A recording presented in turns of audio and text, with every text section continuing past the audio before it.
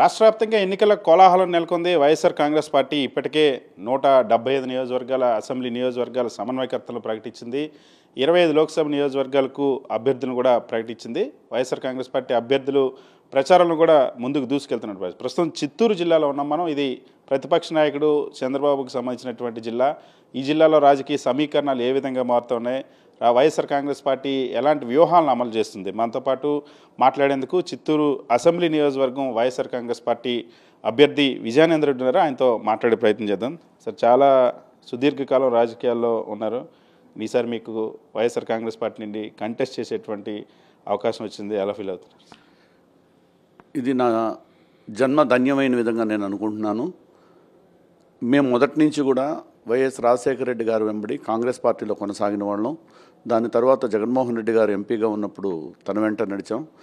పార్టీకి తను రిజైన్ చేసిన తర్వాత ఆ మరుసటి రోజే మేము అందరం కూడా రిజైన్ చేయడం జరిగింది.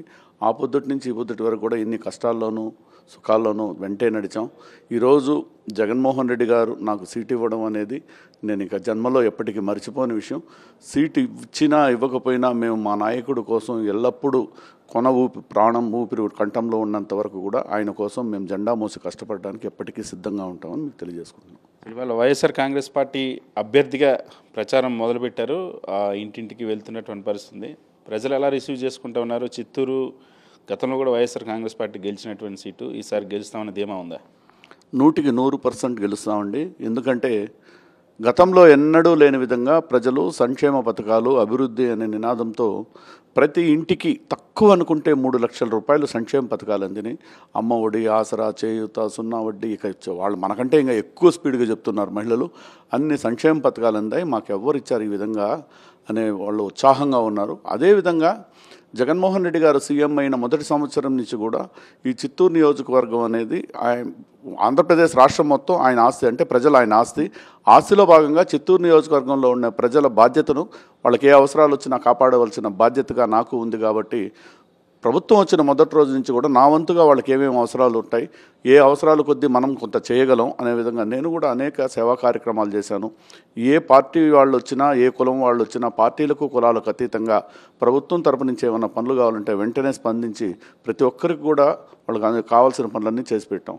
కాబట్టి ఈరోజు ఎక్కడికి వెళ్ళినా ప్రజలు జగన్మోహన్ రెడ్డి గారు చేసిన సంక్షేమ పథకాలు కావచ్చు, మేము వాళ్ళకి అవసరం ఉన్నప్పుడు ఆదుకున్న విషయాన్ని కావచ్చు, అందరూ గుర్తించుకొని బ్రహ్మరథం పడుతున్నారు ఎక్కడికి వెళ్ళినా. ఇక్కడ ప్రజలకి కరోనా వచ్చినప్పుడు కానీ లేదా ఇతర సందర్భాల్లో కానీ విజయానంద రెడ్డి ఏ విధంగా అందుబాటులో ఉండేవాళ్ళు? ముఖ్యంగా పార్టీ బలంతో పాటుగా అభ్యర్థిగా మీకున్నటువంటి గుర్తింపు ఏంటి? ఈ నియోజకవర్గంలో ప్రజలు మిమ్మల్ని ఏమని పిలుచుకుంటారు?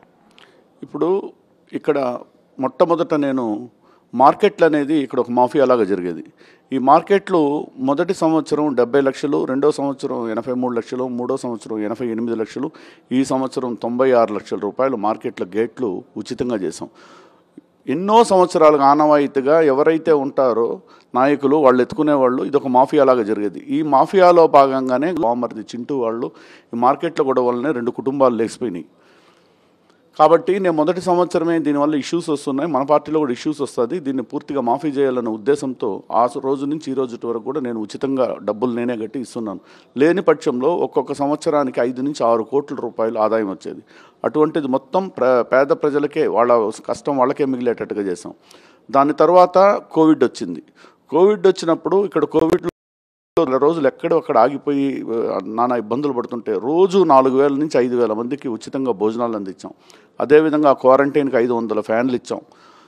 ఇక దాని తర్వాత వరదలు వచ్చినాయి. వరదలు వస్తే నీవా నది పక్కనున్న అందరూ కూడా నిరాశ్రయులు అయిపోయారు. 10,000 కుటుంబాలు నిరాశ్రయులు అయిపోతే వెంటనే ఆ 10,000 కుటుంబాలకు కావాల్సినవి ఒక నెల సరుకులకు ఏమేమి అవసరం ఉంటాయో బట్టలు అన్నీ కూడా ఒక నెల రోజులకు సరిపడా మొత్తం సరుకులు అందించాం.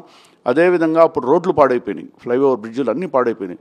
యుద్ధ ప్రాతిపదికన మేమే రాత్రి మా మిషనరీస్తో రోడ్లన్నీ కూడా బాగు చేయించాం.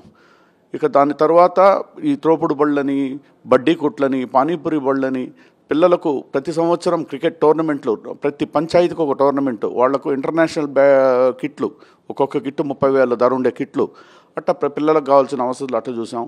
అదేవిధంగా వృద్ధులకు వాకింగ్ ట్రాక్లే ఇచ్చాం. అదేవిధంగా మన పిరమిడ్ సెంటర్ కట్టించాం. ఇకపోతే పిల్లలు చదువుకున్న పిల్లలకు ఉద్యోగ అవకాశాలు ఎప్పుడు కూడా చిత్తూరులో ఇంతవరకు లేవు. 40 సంవత్సరాలుగా ఏ నాయకుడు కూడా ఇక్కడ పిల్లల భవిష్యత్తు ఎట్లా అని ఆలోచించిన నాయకుడు లేదు. అటువంటిది గౌరవ ముఖ్యమంత్రి గారు మాకు ఇచ్చిన విలువలతో పెట్టుబడిదారులను ఒప్పించి మెప్పించి 4500 మందికి ఐటీ రిలేటెడ్గా స్మార్ట్ డీవీ గ్రూప్ ఆఫ్ కంపెనీస్ని ఇక్కడ యుద్ధ ప్రాతిపదికన భూమి పూజ చేసి ఎంఓయూలు చేయించి ప్రారంభించి 90% పనులు పూర్తయ్యి మొన్న ఇంటర్వ్యూ జరిగితే 1000 మెంబర్స్ సెలెక్ట్ అయ్యారు ఫస్ట్ ఫేజ్లో. అంటే ఈ సాఫ్ట్వేర్ కంపెనీ త్రూఅవుట్ ఏపీలోనే అతి పెద్ద కంపెనీ, ఇంతకంటే పెద్ద కంపెనీ ఏపీలో ఎక్కడా లేదు.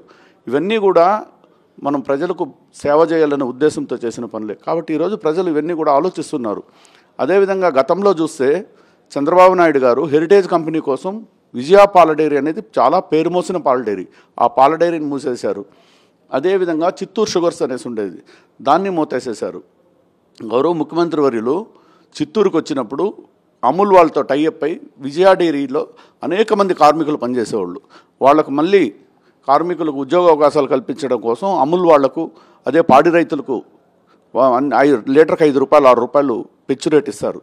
వాళ్ళకు అవకాశం ఉంటుందనే విధంగా మళ్ళీ భూమి పూజ చేశారు దానికి. అదేవిధంగా సిఎంసి అనేది ఇండియాలోనే 3rd ర్యాంక్లో ఉంది మెడికల్ డిపార్ట్మెంట్గా చూస్తే. అది కూడా ఆగిపోయింది టీడీపీ గవర్నమెంట్లో, దానికి కూడా భూమి పూజ చేసి ప్రారంభించారు.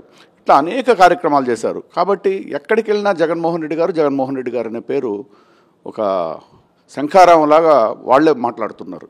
మీరు ఇన్ని రకాల సేవా కార్యక్రమాలు చేశారు, చిత్తూరులో అనేక సంవత్సరాలుగా ఇక్కడే ఉంటున్నారు, ప్రజలకి అందుబాటులో ఉన్నారు. కానీ మీ పైన ఇప్పుడు ఈ జిల్లాకి ఎప్పుడు చంద్రబాబు వచ్చినా మీ అభ్యర్థిత్వం ప్రకటించినప్పటి నుండి మీరు రెడ్ శాండిల్ వ్యాపారం అంటూ మీ మీద ఒక ముద్ర వేసేటువంటి ప్రయత్నం చేస్తారు. గతంలో చంద్రబాబు రెడ్ శాండిల్ వ్యాపారులని ప్రకటించినటువంటి కిరణ్ కుమార్ రెడ్డి తమ్ముడు లాంటి అతను సీట్లు ఇచ్చి ఇప్పుడు మీ మీద ఈ విమర్శలు చేస్తారు, ఆయనకేం సమాజం? ఇప్పుడు 2014 ఎలక్షన్స్లో 2013లో నాకు ఓదార్పు యాత్ర వచ్చారు జగన్మోహన్ రెడ్డి గారు. ఓదార్పు యాత్ర వచ్చినప్పుడు ఈ రాష్ట్రంలో ఎక్కడా చేయని విధంగా నేను చేశాను.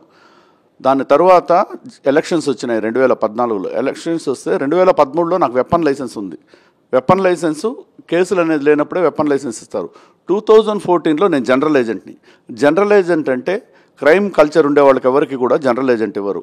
అప్పుడు ఎన్ఓసి తీసుకున్నారు ఎస్బీలో, ఎన్ఓసి తీసుకొని జనరల్ ఏజెంట్ ఇచ్చారు. 2014లో చంద్రబాబు నాయుడు గారు గెలవంగానే మహానాడు ప్రారంభమైంది. ప్రారంభంలోనే మమ్మల్ని ఏం చేశారంటే అప్పటికి ప్రమాణ స్వీకారం కూడా చేయలేదు, వెంటనే కాన్ఫెక్షనల్ స్టేట్మెంట్లో 2012, 2011 అని డేట్లు పెట్టి మొత్తం ఒక 20 కేసులు పెట్టి దాంట్లో అటెంప్ట్ మర్డర్ 9 కేసులు పెట్టి పీడీ యాక్ట్ పెట్టి రాజమండ్రి జైలుకి పంపించారు. అక్కడి నుంచి బయట వస్తే ఎక్సైజ్ కేసుల్ని సిబిసిఐడికి ఇచ్చి దాంట్లో నన్ను మళ్ళీ మన ఇప్పుడు ప్రజెంట్ వ్యవసాయ శాఖ మంత్రి గారిని, ఎమ్మెల్సీగా నిలిచిన శ్యామ్ ప్రసాద్ రెడ్డి గారిని ఇట్లా అనేక మందిని దాంట్లో ఇన్వాల్వ్ చేసి సిఐడి వాళ్ళకి ఎండార్ చేసి అక్కడ 9 కేసులు పెట్టించి మళ్ళీ కడప జైల్లో పెట్టాడు. ఇట్లా అనేక రకాల ఇబ్బందులు పెట్టాడు. కానీ ఈ కేసులన్నీ కూడా కన్ఫెక్షనల్ స్టేట్మెంట్లు, అంటే ఎవరో రాముడు చెప్పాడు లింగడు చెప్పాడని ఎక్కడ కానీ వాళ్ళు నిరూపించింది లేదు, నేను చేసింది లేదు. కేవలం నేను రాజకీయంగా జగన్మోహన్ రెడ్డి గారికి ఏ కష్టం వచ్చినా నా కష్టం అనే విధంగా భావించే వ్యక్తిని కాబట్టి నన్ను ఏదో ఒక విధంగా అణగదొక్కాలి అనే తపన తప్పితే అతనికి రెండో ధ్యాస ఉండదు. మీరు చూస్తే ఈ రాయలసీమలోకి పెద్ద నాయకుడు పెద్దిరెడ్డి రామచంద్రారెడ్డి గారు, అతను ఈసారి కుప్పంలో ఓడిస్తాడనే దురుద్దేశంతో అతన్ని ఇంకా బీభత్సంగా తిడతాడు, మళ్ళీ రెండోది నన్ను తిడతాడు. అతనికి అలవాటైపోయింది. నేను ఒంగోలులో పోతే కూడా ఒంగోలులో కూడా అదే మాట్లాడాడు నా గురించి. అది కామన్గా ఎవరైతే శక్తిమంతులు ఉంటారో వాళ్ళని గట్టిగా తిట్టడం అతనికి అలవాటు. మిమ్మల్ని అక్రమ కేసులు పెట్టి జైల్లో పెట్టించిన చంద్రబాబు మీద రివెంజ్ ఎలక్షన్లో తీర్చుకోవడానికి సిద్ధంగా ఉన్నారా? సిద్ధంగా ఉన్నాం. అతన్ని కుప్పంలో కూడా ఇంటికి పంపించడానికి కూడా మేము సిద్ధంగా ఉన్నాం. లాస్ట్ టైం 13 సీట్లే వచ్చింది ఉమ్మడి జిల్లాలో, ఈసారి 14 సీట్లు కన్ఫామ్గా కొట్టి 175కు నిరూపించేదానికి ప్రజలు కూడా సిద్ధంగా ఉన్నారు. కుప్పంలో మాటిమాటికి వైఎస్ఆర్ కాంగ్రెస్ పార్టీ నాయకులు ఎవరు కదిపినా మేము కుప్పంలో ఓడిస్తాం ఇప్పటివరకు చంద్రబాబు ఓడిపోలేదు కదా, ఎలా ఓడిస్తారు?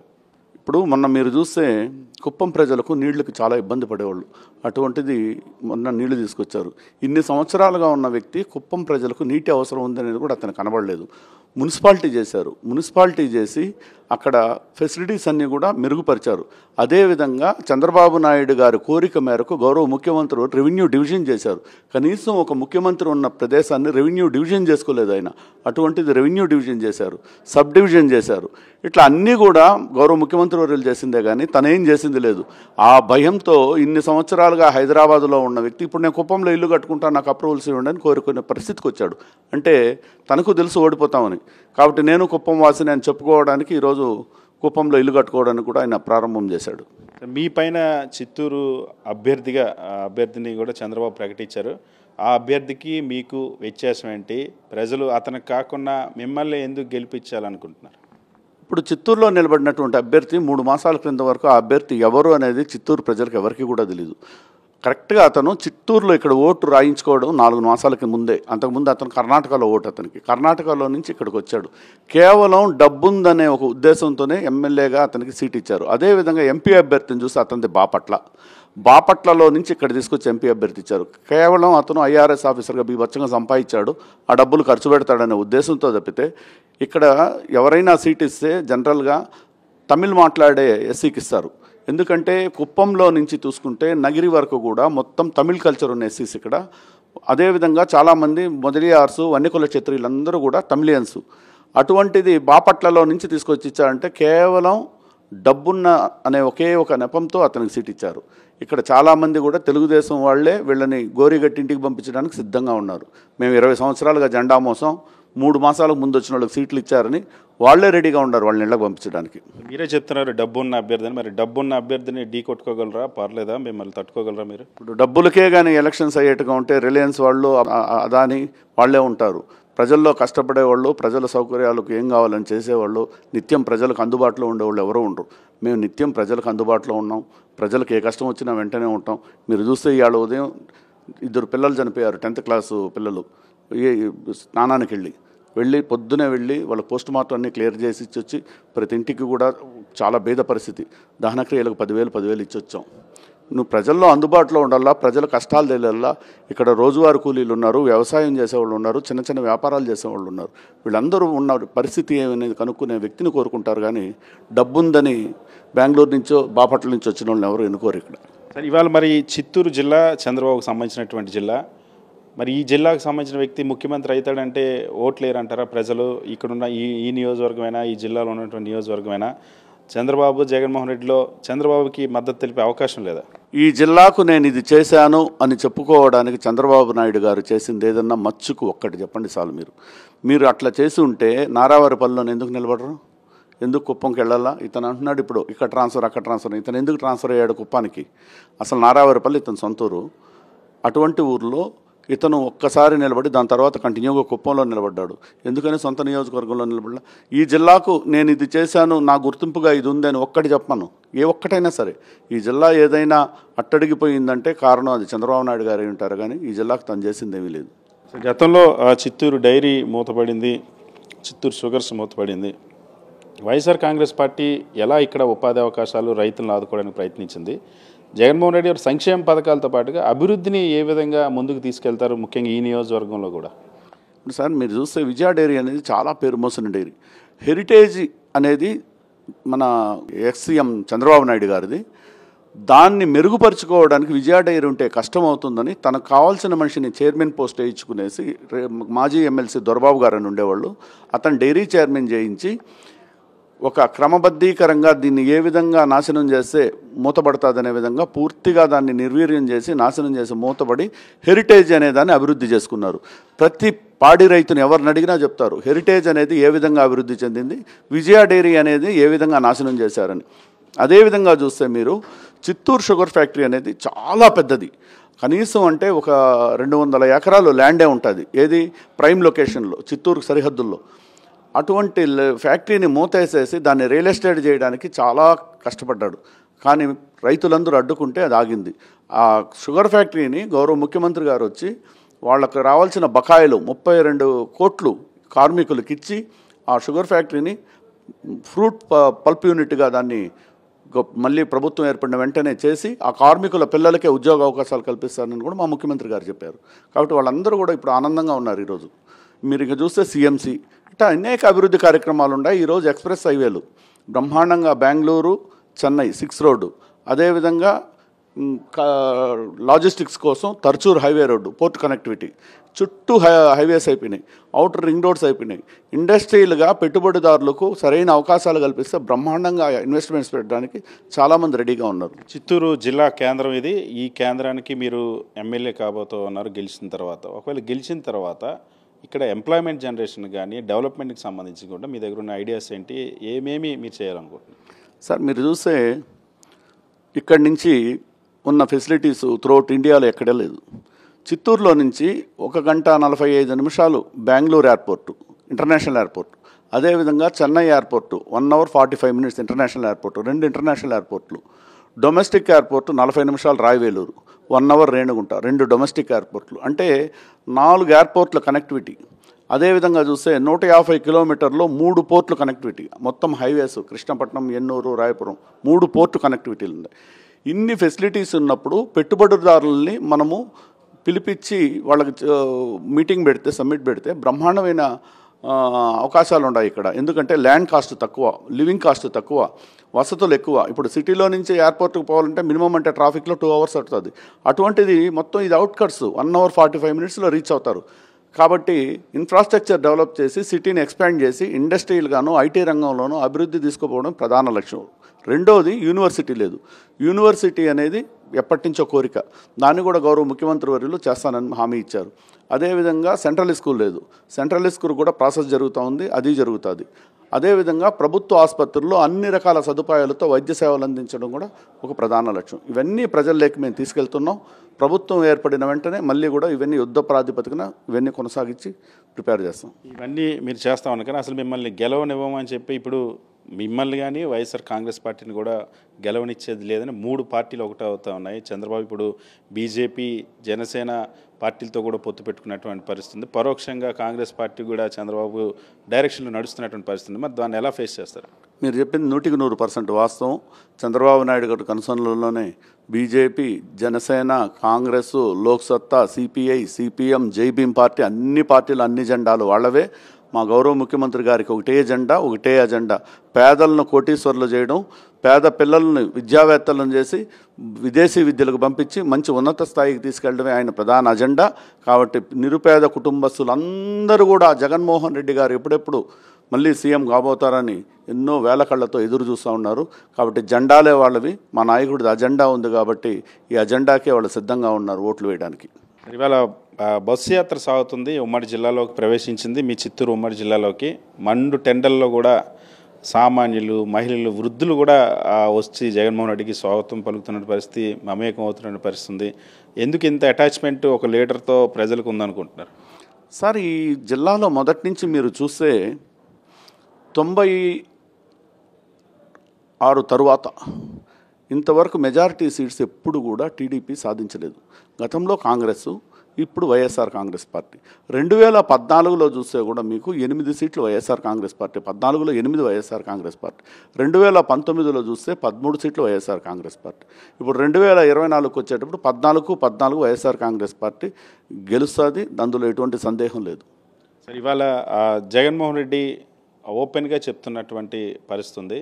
ఎందుకు 175 గెలవకూడదు, ఎందుకు 25 ఎంపీలు గెలవకూడదు అంటున్నారు. సో ఈ బస్సు యాత్ర తర్వాత కాన్ఫిడెన్స్ పెరిగింది అంటున్నారా, లేదా ముందే అనుకుంటున్నారా?